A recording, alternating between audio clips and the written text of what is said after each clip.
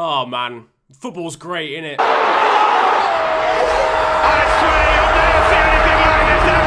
But my word, for all of its glory, there is a lot of serious and that is exactly where FTW comes in. I know, that name was extremely imaginative. Every week, I'll be bringing you the best and more frequently the worst of what the world of football on social media has to offer. Now, bear with me on this one. There will be like face cam with this series, but I'm in the process of moving home over the next few weeks, so I genuinely have a better setup if I whipped out a laptop in the middle of Tesco Express right now. You can just call me a B-Tech memulus for a bit. Now, if you go on to enjoy the video, slap a like on it, subscribe if you're new to the channel, but let's get into proceedings. Our first story is that Neymar has groped his own mother. We're starting off strong here, boys. Nah, it's okay. It's calm. Look, listen, it's fine. Alright, it might have just been that he's misplaced his hand when his mum's come in for the hug. You know, it happens. I mean, it doesn't, but what I'm saying is there might be a normal explanation. He slapped.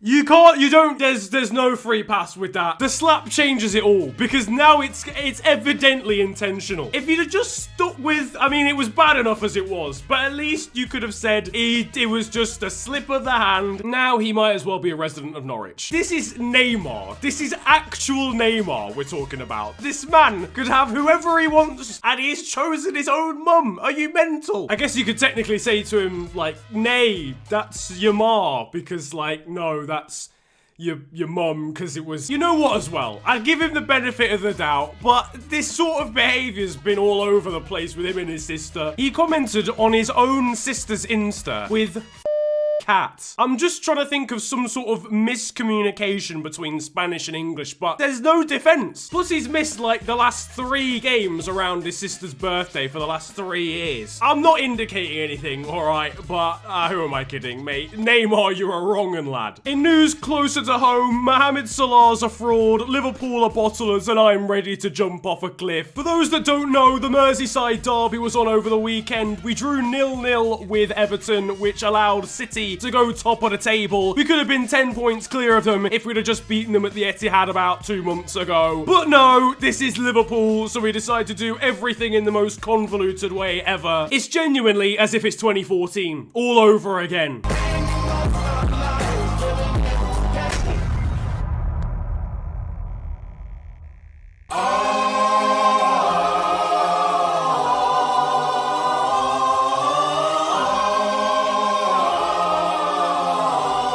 It's an absolute shambles, and Jurgen Klopp's blamed the weather again. This time, apparently, it was too windy for us to be able to get the ball down and play our game properly. I'm not being funny, Jurgen, but the wind is there for both teams, alright? Before, it was the short grass against City. The injuries for United somehow affected our flow when we played them. And this time, it's not the players, it's not the tactics, it's not the substitutions, it's the dying embers of Storm Doris from off the coast of Venezuela. The Everton ball boy also managed to absolutely rattle Jurgen Klopp at the end of the game by sarcastically clapping him. I've got to say I'm impressed. It is absolutely excellent housery. The type you only learn when you're watching a team week in, week out that hasn't won a trophy in your entire lifespan. I'm not bitter, I promise. I'm not, I am, I can't deny. He feels that this game is here to be won. It is a tricky one because, you know, if they open up too much, Chelsea will be there to counter them. That is the last time I ever walk into the shower room with Antonio Rudiger. Alright, I'm sorry, but the state of these cheesy chips somewhere in Bradford. What is going on here? Literally, what is going on here? Who in the universe has ever wanted cheesy chips but had the image in their mind of a plate of chips with a block of cheese on it? Are they expecting me to take my own grater to a football stadium? Now, we all know the story of Kepa Arrizabalaga in the last couple of weeks. Manager thinks he's a little bit injured, Slash doesn't want to have him on in a penalty shootout, decides he's gonna come off. Kepa's like, absolutely not sunshine, basically says, look at me, sure. I'm the captain now. Maurizio Sarri gets a bit annoyed. And by a bit annoyed, I mean absolutely furious. Willy Caballero watches on like the awkward child whilst his parents are having a fully fledged argument in the living room. Ah, Willy, you poor little Bowles child. Kepa shafts it in the shootout and City win the Carabao Cup. End of story. Well, you thought that was the case, but seemingly that story's inspired other things around the world. Now, over in Turkey, Çaykur Rizespor have just won a penalty for a handball in the area. Now, there's two main characters in this story. First of all, we've got Cameroonian striker Leonard Kouyaké. And second of all, we've got the manager of this Turkish side, who I'm just gonna name Steve, because I don't know what his name is. So there's an argument going on for who should take the penalty. One player signals over to the manager to take a look at what's going on. It becomes clear Steve doesn't want Kouyaké to take the pen. I swear to God, I swear I'm gonna knock this guy out. I'm gonna have to, I'll ask you to move back. You're moving mad. Leonard, who even calls their kid Leonard? Sir, you're 57. Steve proceeds to angrily shake a water bottle about the gaff. The bearded snitch from earlier looks very despondent about the issue. Kouyaké tells him, presumably, to suck his mum in his native language. Basically, it all hits the fan, but Kouyaké steps up, scores, and then celebrates like this. 87. dakika. Now, I'm no psychologist, but this seems slightly disrespectful from the Cameroon striker. Steve menacingly points his water bottle at the striker, and I can only imagine it gets heated in the changing room.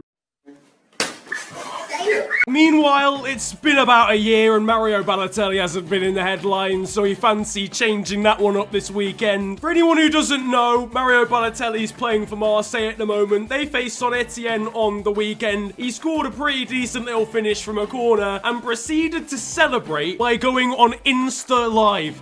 I literally love this man. I just love the presence of mind. I don't think I've ever thought when I was, whenever I was playing football ever, to stick it in the back of the net and proceed to be like, oi, Francois, mate, give me your phone. Why? Why do you want my phone? I don't understand. Just give me the phone. Whose phone even is it as well, by the way? Is it the steward's phone? Because if it's the steward's phone, then he's got to physically log into Instagram. He's even assuming the steward has Instagram downloaded on his phone. What do you even post to Instagram as a steward? And if it's his phone, then how was the steward just magically placed in the right position to be able to just give him the phone after scoring the goal? That's ridiculous. On top of that, what are the Saint-Etienne players gonna do whilst this is all going on? Are we gonna get this game underway at any point? Nah, mate, sorry.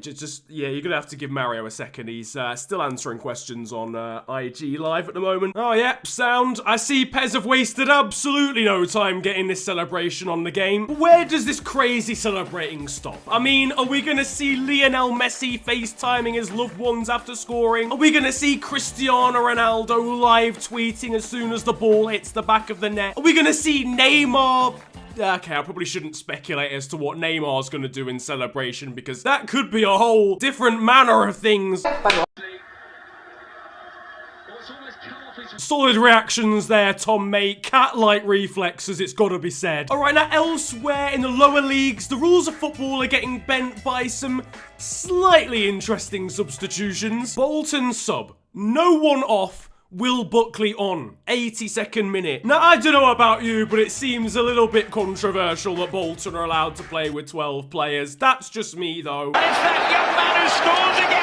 Jesus Christ, Declan, mate. It's not much of a gun lean, is it, that celebration? It's more of a water pistol wobble, really. Elsewhere in the Premier League, Manchester United beat Southampton 3-2 in a game that literally only had banging goals. And Arsenal managed to somehow draw against Spurs in the North London derby 1-1. But the main story from both of those games is how I was absolutely nonced in fantasy football.